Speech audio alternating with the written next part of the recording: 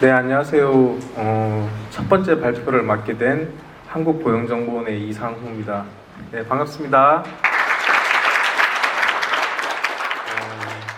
오늘 이 주제가 패널 온 패널 데이터인데 참 너무 마음에 들더라고요. 처음에 이 발표 의뢰를 받았을 때 패널 조사라는 게 그 횡단면 자료가 우리 보통 가로로 이렇게 되고 시간 자료가 이렇게 세로로 갈 때 보통 시계열 자료는 시간만 쭉 따라가고 그 다음에 횡단 자료는 이제 많은 표본들의 어떤 그런 관계를 보는데 패널 자료는 그게 이제 동시에 있는 거잖아요. 그래서 우리가 소위 말하는 건설 장비 자재 중에 판넬 뭐 하는 사실 그런 의미라고 볼 수 있습니다. 근데 그것에 대해서 우리 패널 디스커션 하듯이 패널들이 앉아서 이 얘기를 하는 자리인데 이런 자리가 사실상 제가 알기로는 처음 있는 자리예요. 우리나라에서. 우리나라에 지금 제일 오래된 현존하는 패널이 지금 한국노동패널 조사라고 1998년에 시작했습니다. 올해 2017년이니까 이제 20년 됐거든요. 예, 20년이 됐으니까 지난 한 20년간의 우리나라 패널 조사의 발자취를 한번 되짚어 보면서 앞으로 어떻게 나가야 될지에 대해서 이렇게 의미 있는 자리에 제가 첫 발표를 맡게 됐는데요. 사실 제가 소속이 한국고용정보원이에요. 물론 고용정보원에도 대졸자 이동조사나 아니면 청년 패널 같은 조사를 실시하고 있긴 하지만 제가 그 조사에 관여를 하고 있지는 않습니다. 현재 저는 2002년에 한국노동연구원에 입사하면서 노동 패널팀에 들어가게 됐어요. 한국노동 패널 조사를 하게 됐는데 그때가 노동 패널 4차 조사를 할 때, 4차, 5차 조사를 할 때였고 이게 또 현장 실사는 들어가지만 그것이 이제 또 설문 개발과 차기 연도 그 다음에 과거 데이터에 대한 릴리즈를 준비하는 것이기 때문에 이 3차 데이터까지 쭉 같이 해서 시작을 하게 됐습니다. 그리고 저의 30대를 그래서 노동 패널과 함께 보내고 40대에는 제가 말단 연구원에서부터 노동 패널 팀장까지도 역임을 했었는데 그 과정 속에서 느꼈던 배웠던 것도 많았고요. 저는 물론 그 패널을 통해서 이제 박사 논문까지 쓰게 됐었고 지금도 매년 연구를 하고 있으니까 자료 생산자로서의 느낌뿐만이 아니라 오늘 참여하신 분들 중에 석박사 과정에 계신 분들도 많을 텐데 이 소비자로서 느끼는 수요자로서 느끼는 사실은 소비자라기보다는 같은 생산자죠. 그래서 느끼는 어떤 그런 문제의식들을 토대로 오늘 발표문을 한번 준비해 봤습니다. 제가 준비한 제목이 되게 거창해 보이는데 사실은 우리나라 패널 조사에 대해서 제가 감히 얘기를 할 수 있는 능력과 경험도 안 되고요. 제가 경험했던 노동 패널 조사를 중심으로 가졌던 고민을 중심으로 말씀드리겠습니다. 우선 저 패널 조사에 대해서 우리나라의 패널 조사에서 말씀드리기 전에 해외 패널 조사부터 간략하게 한번 살펴보도록 하겠습니다. PSID라고 68년에 미국에서 처음 이제 최초로 시작된 패널이 있습니다. 지금 거의 이제 한 50년 가까이 되나요? 예. 처음에 근데 이 패널 조사라는 게 사실은 굉장히 현실에 굉장히 뿌리 내린 조사라고 할 수 있습니다. 이 당시에 미국의 존슨 대통령이라고 이 행정부에서 빈곤과의 전쟁이라는 걸 선포하게 되는데 그러면 빈곤과의 전쟁에 관련된 이제 탈빈곤 정책과 실업 극복 정책들이 있겠죠. 그것을 이제 정부 정책에 따라서 효과가 어떻게 되는지를 보려고 그때 이 빈곤과의 전쟁을 총괄하는 오피스 오브 이코노믹 오퍼튜니티라는 조직이 있었어요. 거기서 이제 한 3만 명쯤 되는 대규모 조사를 하게 됐습니다. 정책 수혜자들 대상으로. 근데 그걸 이제 해보니까 그게 이제 1966년하고 67년 사이에 이제 이 조사가 이루어졌었는데 해보니까 한 68년에는 이 조사를 왜 1, 2년만 봐야 되냐. 조금 더 이 정책 효과를 좀 길게 보자. 그래서 한 5년 정도를 더 연장하기로 하게 돼요. 그래서 연장하는데 이 특정 정부의 정책이라는 게 정부 기관에서 하게 되면은 이 객관성과 신뢰성에 이제 의문이 생기잖아요. 이 빈곤과의 전쟁에 대해서는 저는 그 당시에 태어나지도 않았지만 아마도 그때 당시에도 이 정책이 올바른지에 대한 논쟁들이 있었던 것 같아요. 그래서 좀 객관적인 곳에다 맡기자. 그래서 그때 당시에 미시간 대학교에 있는 SRC 서베이 리서치 센터에 이제 맡기게 된 거예요. 그러면서 원래 했었던 3만 가구의 그 빈곤층 정책 수혜 표본을 한 1,500가구 정도를 표집을 하고 나머지 표본들은 그래도 미국의 내셔널 샘플을 다시 이제 표집해서 보자. 왜? 빈곤이라는 건 한 번 조사했던 사람이 계속 빈곤 상태에 있는 것이 아니고 그 사람들이 탈출하기도 하고 또 비빈곤 상태에 있던 사람도 들어오기도 하니까 그 표본을 좀 전국적으로 확장할 필요가 있다라는 그런 문제의식에서 5천 가구로 시작을 하게 된 겁니다. 그래서 쭉 이어오다가 97년 정도에 이제 대규모 이제 전환을 하게 돼요. 그래서 패널 조사라는 게 이게 뭐 무슨 여러 가지 장점들을 많이 합니다. 표본을 한번 추출하면은 다시 표집할 필요가 없기 때문에 뭐 비용이 절감되고 뭐 이런 얘기들을 하지만 그런 것보다는 또 한번 표집하면 그 가구들이 계속 분가도 하고 그래서 표본이 계속 늘어나는 문제가 있어요. 그래서 그때 정리를 하고 비용 문제를 또 좀 줄이기 위해서 경련조사로 전환을 하게 되었어요. 서구 패널을 보면 참 흥미로운 게 패널 조사에서 우리가 가장 많이 비유를 하는 게 와인에 대한 비유를 많이 합니다. 오래된 와인. 와인이 오래될수록 이제 가치가 증가하잖아요. 그죠? 근데 이 와인을 잘못 관리하면 사실은 이게 식초가 되는 거예요. 그러니까 우리가 보통 그 외국 패널에서 그래서 아주 그 조사를 안정적으로 유지하기 위해서만 노력을 했을 것 같지만 그 조사가 또 안정적이고 장기적으로 성공하기 위해서는 끊임없는 혁신이 필요한 겁니다. 그래서 독일에서 1984년에 시작한 G-SHARP이라는 가구 패널이랑 아니면 영국에서 시작된 BHPS라는 가구 패널들 역시도 처음에는 뭐 짧게 출발을 하지만 독일 같은 경우에는 이제 독일 통일이 이루어지면서 거기에 대한 어떤 사회경제적 상황에 대한 반영들 그리고 조사 기법 발전과 더불어서 아예 혁신위원회라는 걸 만들어서 이제 조사 기법의 혁신을 추구를 하고 뭐 이런 노력들이 이루어집니다. 영국 같은 경우에도 기존에 5천 가구 정도로 시작했지만 나중에는 아주 대규모의 4만 가구 표본으로 전화를 하고 뭐 이런 노력들이 이루어져요. 그리고 영국의 BHPS 같은 경우에는 엑세스 대학에서 하는데 거기에는 그 종단 연구센터라는 걸 따로 만들었어요. 그래서 조사 방법론에 대한 연구와 주제들을 이렇게 해나가고 있습니다. 이러면서 이제 끊임없는 혁신 과정이 이제 진행되어 온 것이죠. 우리나라 패널 같은 경우에는 노동 패널이 처음인 것 같지만 그 전에 대우 패널 조사라는 것이 있었습니다. 아직도 소득 연구하시는 분들은 저 데이터가 참 좋은 데이터라고 말씀들을 하십니다. 안타깝게도 그런데 한 5년 정도 하다가 중단이 됐어요. 그때 중단이 된 이유는 두 가지입니다. 저기 중단 연도를 보시면 98년이라고 나와 있죠. 97년에 우리나라에서는 IMF 경제 위기라는 아주 대규모의 위기가 오는데 그때 이 조사에 펀드를 제공했던 대우그룹이 그때 이제 사실 파산하게 됩니다. 그래서 재정적으로 힘든 게 있었고 두 번째가 패널 조사가 오래 가기 위해서는 표본 이탈을 막는 게 중요한데 이 조사 같은 경우에는 98년대 이미 60%대 5년 지나서 60%면 사실은 40% 이상이 표본을 이탈한 거니까 더 이상 표본 패널 조사로서의 이 대표성을 유지하기 힘들다고 판단해서 그러니까 두 가지 요인이 있었다고 합니다. 그 실패를 경험으로 사실은 노동 패널이 시작된 겁니다. 대우 패널 조사에 참여했던 그 연구진들의 대다수가 노동 패널에 또 다시 결합을 하면서 그때 이제 시행착오들을 극복해 나가기 시작한 거죠. 그러면서 쭉 이제 여러 가지 패널들이 그때부터 생겼었는데 주로 이제 2000년대 중후반에 많이 생겼습니다.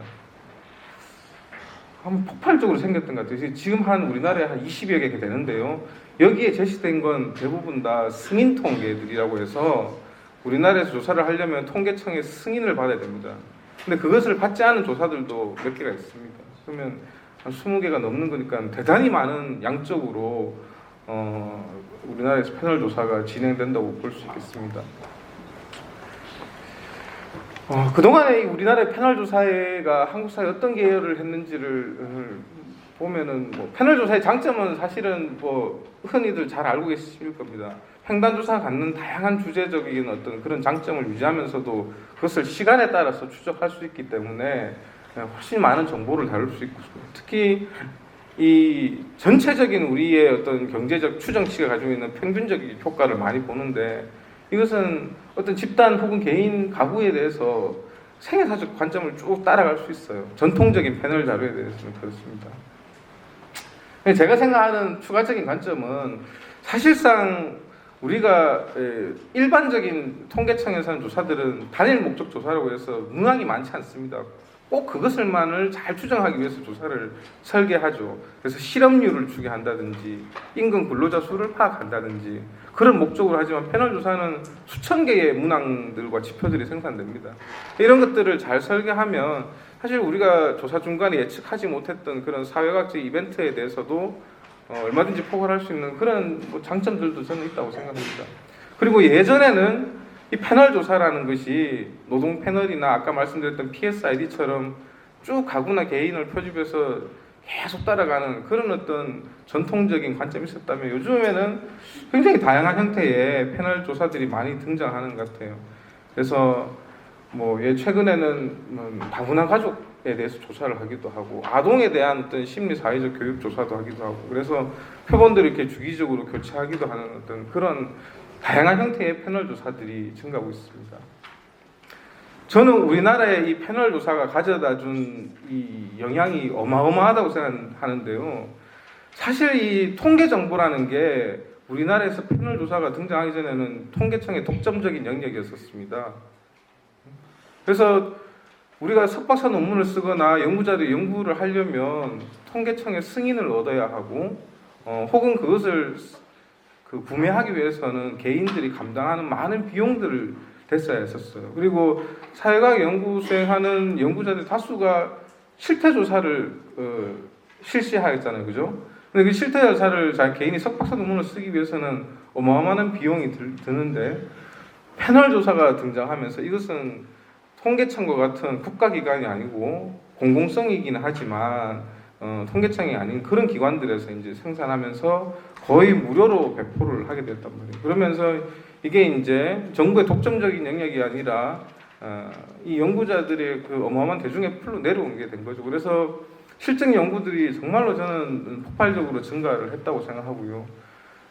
두 번째로는 그러면서 또 이 통계 분석적인 발전도 대단했다고 생각합니다. 제가 처음 노동 패널 조사를 담당했던 당시만 해도 요즘에는 다 거의 대부분 다 쓰시는 스타타라는 통계 패키지가 그 당시에 국내에서 몇 분 안 계셨던 걸로 기억을 해요. 근데 지금은 이제 다 기본적으로 패널 모형들이 통계 패키지에 장착되어서 누구나 쓸 수 있잖아요. 그러면서 많은 이제 사회과학적 분석들이 가능해졌고 조사 회사들도 사실은 패널 조사 덕분을 많이 봤습니다. 노동 패널 조사를 담당했던 업체가 한국서치라는 회사인데 이 회사가 원래 우리나라 조사 이 랭킹에 보면 한 5위권에서 10위권 사이에 있던 회사인데 노동 패널 조사를 성공을 하면서 거의 이쪽 공공조사에서 거의 탑 레벨로 올라서게 됐어요.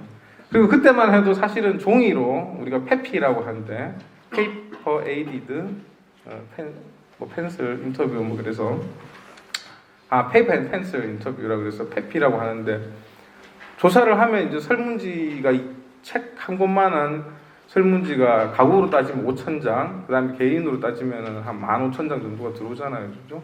그걸 일일이 수기를 해서 그 응답을 리뷰를 하고 에디팅하고 이렇게 해서 코딩을 했단 말이죠. 지금은 다 이제 컴퓨터, 노트북, 심지어는 이제 아이패드 같은 걸로 이제 하기 시작합니다. 그러면서 데이터 DB를 어떻게 관리하고 데이터 에러를 어떻게 관리하는지에 대한 그런 시스템들도 굉장한 발전을 이뤘어요. 근데 과제들도 만만치 않습니다. 질적으로 많은 난제들이 있습니다. 몇몇 조사들 같은 경우는 사실은 초기에 조금만 더 엄밀하게 전략적으로 설계를 했으면 지속될 수 있었는데 아까 말씀드렸다시피 2000년대 후반에 국내에서 너도 나도 이제 패널 조사를 기획하면서 사실은 그런 엄밀한 설계를 못하다 보니까 몇 년 못하다가 중단된 패널들이 꽤 있습니다. 제가 기억하는 것 중에 제일 아쉬웠던 게 서울시에서 했었던 서울 패널이라는 게 서울복지 패널이라는 게 있었어요. 그건 제가 보기에는 이 사회적 자본이나 이런 것 관련해서 굉장히 괜찮고 또 광역 단위에서 할 수 있는 그런 조사였는데 그게 지금 역시나 재원 문제하고 정치적 영향 이런 것들로 중단되고 말았었습니다. 두 번째는 이건 정말로 저는 좀 개선이 필요하다고 생각하는데요. 우리나라 패널 조사들이 대부분 다 실사하기 버겁게 딱 예산을 책정해 두었습니다. 그리고 투입되는 인력들이 예산이 딱 그렇다 보니까 서너 명에 불과해요. 노동 패널 조사 같은 경우에도 굉장히 많은 인력들이 할 것 같지만 전임 연구원 지금 4명밖에 안 됩니다. 다른 조사들은 더한 조사들도 많죠, 그죠? 그러니까 그리고 제가 처음에 노동연구원에 입사해서 페널티 이름에 들어간다고 했을 때 사람들이 다 위로를 했어요. 왜냐하면 패널 팀에 들어가서 일한다는 게 단순 데이터 클리닝 작업 이런 것들이 많기 때문에 연구자로서에서 거기 가면 3D 잡인 거죠, 일종의. 연구자들은 누구나 다 자기 연구들을 하고 싶잖아요. 근데 이 팀에 가면은 단순 반복 노동만 해야 된다는 이제 조직적 인식이 바다에서 대우도 그렇고. 근데 그런 것들이 제가 최근에 봐도 여전히 그다지 개선된 것 같지 않습니다. 그래서 외국에서의 이 패널 조사를 보면서 저는 가장 부러웠던 게 그런 거예요. 이렇게 출장을 가보면서 영국이나 독일이나 아니면 호주 같은 데 가보면 물론 대학인 곳도 있지만 대학이 아닌 공공기관에서도 한 반 정도는 워크데이의 반 정도는 이 패널 관련된 업무를 하지만 나머지 반은 자기 연구를 할 수 있는 시간적인 어떤 제도적인 그걸 해주는 거예요. 그리고 수십 명이 이 패널 조사 하나를 달라붙어서 연구를 합니다.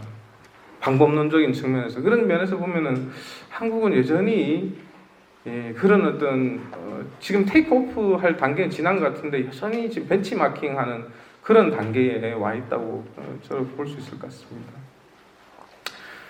그러니까 결국은 저는 이제 한 20년 정도 됐으니까 우리나라 노동 패널 조사를 포함해서 패널 조사가 뭔가 좀 이제 안정과 혁신의 어떤 이런 대척점 사이에서 뭔가 좀 균형을 맞출 필요가 있는 것 같아요. 지금까지는 제가 보기에는 조사가 시작됐으니까 표본 이탈을 최대한 줄여서 안착시키는 그런 어떤 과정에 대부분의 역량을 투입했다면 이제는 이 조사들을 어떻게 더 나은 조사로 질적으로 더 좋은 조사로 만들어 나가기 위해서 어떤 혁신적인 노력들을 할 것이냐 이런 데 조금 더 집합적인 역량들이 투여되었으면 합니다. 그걸 하려면 그런데 내부 인력 가지고는 한계가 있어요.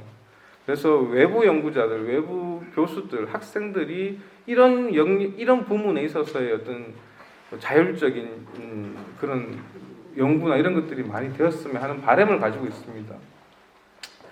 자료 활용 측면에서 한번 보면은 여전히 아쉬운 점들이 특정 주제에 많이 편향되어 있는 것들을 볼 수 있습니다. 학술대회 논문들을 보면 꼭 그런 것만은 아니지만은 매번 하시던 분들이 그 다음에 매번 하시는데 주제들도 그렇게 이렇게 발전들이 확산들이 이루어지지 않는 느낌들이 여전히 강하게 하고 있고요. 대부분 다 패널 조사들이 좀 그런 것 같습니다. 그리고 이제는 좀 해외 저널에도 논문이 투고됐으면 하고요. 아직까지는 우리나라 논문들이 국내 패널 조사를 이용해서 해외 저널에 실은 논문들이 그렇게 많은 것 같지는 않아요.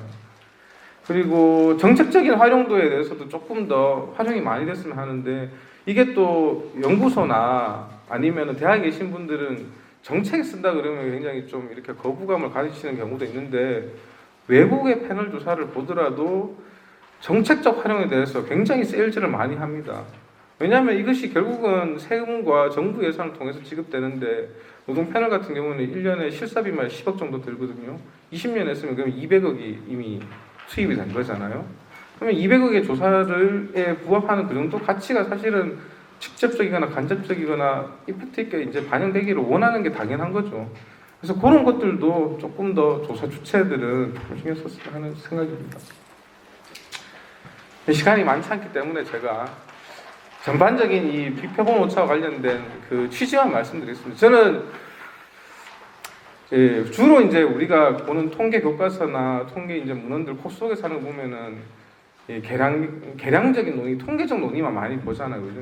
근데 비표본 오차에 대해서는 별로 이렇게 이론적으로나 문헌적으로 그렇게 상세하게 다루고 있지 않은 것 같습니다. 저는 대학원이나 학부 커리큘럼에 대해서 이 부분에 대해서 어느 정도 자세히 다루시는지 잘 모르겠어요. 근데 패널 조사가 되면 이 장점이 뭐냐 하면 굉장히 많은 정보가 제공되는데 그 정보의 한계점은 뭐냐면 그만큼 또 더 많은 에러들이 보인다라는 거예요. 그러면은 수요자들이 요구하는 거는 정확한 데이터인데 정확한 데이터를 받기 위해서는 두 가지 선택이 있습니다. 하나는 제공되는 문항 자체를 줄이거나, 그죠? 아니면 시간과 비용을 아주 많이 투입하는 거예요. 그래서 오랫동안 데이터 클리닝을 해서 이제 제공되는 거죠. 근데 지금 노동 패널 같은 자료는 지난해 한 조사를 올해 공개한단 말이에요. 이만큼 타임 스케줄을 1년 정도로 줄일 수 있다는 건 그만큼 이 자료 사용해 보시면 알겠지만 에러가 많다라는 뜻이기도 합니다.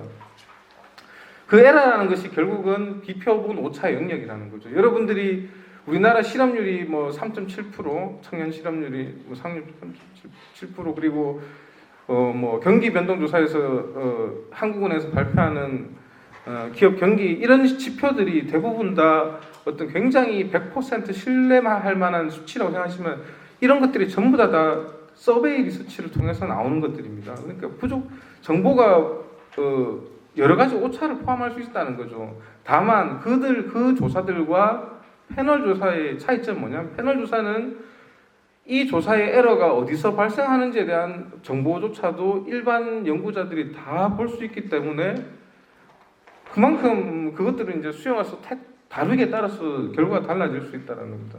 그래서 이 비표준 오차의 관리 영역이 생산자나 아니면 연구자들한테서도 굉장히 주의할 필요가 있고요. 그래서 이것들을 최대한 줄이기 위한 어떤 조사 전략의 수립이 필요하다고 할 수 있겠습니다. 제가 몇 가지 중요한 패널 조사의 중요한 비표본 오차에 대해서 말씀드리겠습니다. 이 패널 조사 같은 경우에는 횡단면 조사 같은 경우에는 특정 시점에서의 대표 표본을 표집할 수 있습니다. 그런데 노동 패널 같은 경우에 98년에 1차 조사가 시작됐는데 그 표집한 그 표본 틀 자체는 인구 센서스 조사란 말이에요. 인구 센서스는 95년에 시작됐잖아요. 근데 그 95년에 시작된 인구 센서스에서 바로 뽑은 게 아니고 또 1997년도에 고용노동부에서 실시한 고용구조 특별조사라는 표본조사에서 또 표본을 추출한 것입니다. 아까 제가 처음에도 말씀드렸다시피 미시간 PSID 같은 경우에도 아까 SEO로는 조사에서부터 표본을 추출했다고 했지 않습니까? 이런 어떤 표본을 추출해서 그것이 또 그 당해 년도에는 대표성을 가질 수 있지만 이것을 계속 추적한단 말이에요. 그러면 한 10년이 정도 지나고 나면 우리나라와 같이 이렇게 이 사회 변화가 다이나믹한 사회에서 얼마나 많은 변화가 생기겠어요, 그죠? 그래서 한국노동 패널 같은 경우에도 1998년도에 표집할 때는 제주도를 제외한 도시가구 표본을 추출을 한 거예요.